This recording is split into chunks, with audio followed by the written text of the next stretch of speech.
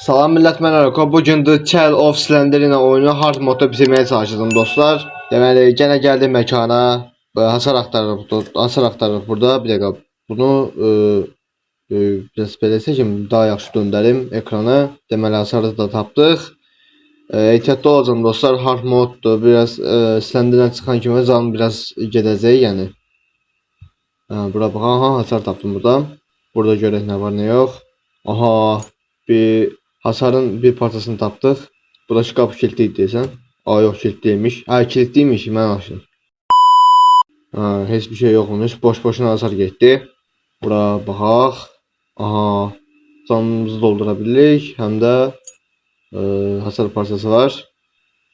Oy bismillah. Uşaq yoxa çıxdı. Deməli, bura baxaq. Burada heç bir şey yoxdur. Gəldik bura. Burada da heç bir şey yoxdur. Buradan açaq. Çox vaxt burada çox əşya olur. Burada da heç bir şey yox imiş. Bura bağlı. Neyse, biz gedək Slenderman olduğu yerə. Burada bəlli ki heç nə yoxdur. Yəni burada da bir şey yoxdur.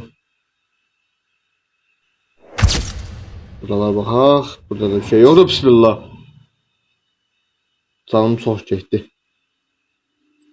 Təcili canımı doldurmalıyam. Canım çox getdi. Burada da heç nə yox imiş. Canımızı dolduraq. Canımız full doldu. Aha, hasar parçası.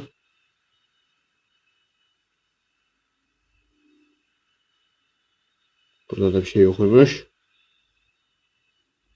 Bir dənə hasar. Sonra burada kimsə qışqıracaq. Çox qorxdum. Ola. Açaq buranı. Uşağı bir də görüb burası spamlanıb. Dişləyəcək bizi. Dişləyə bilmədi. Buranı açaq. Burada nə var? Aha, hasar parçası. O tərəflərə də baxacağım. Açmadığım qapılar var 100%. Buralara baxmamışam. Bir dənə də hasar parçası tapdıq. Canımızı doldurmaq üçün bir şey. Burada da bir şey yox imiş. Nəsə, getdik aşağıya. Gəldik bura. İnşallah açdığım qapılarda bir dənə ya hasar ya da hasar parçası olar.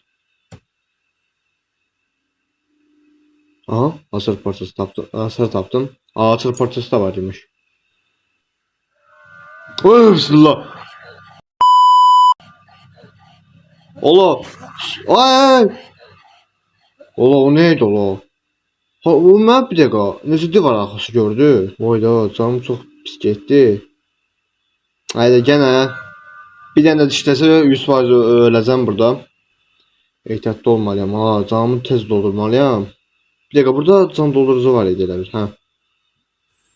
Da full. Aha. Bütün parçaları tapdım dostlar. İndi açırıq buranı.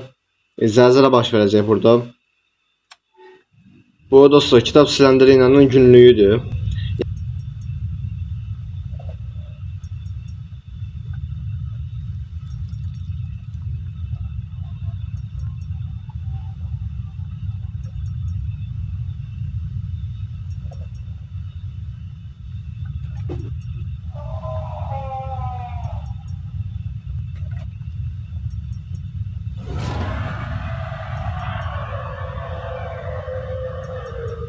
Və hard modda dostlar qaçmağa bacardıq.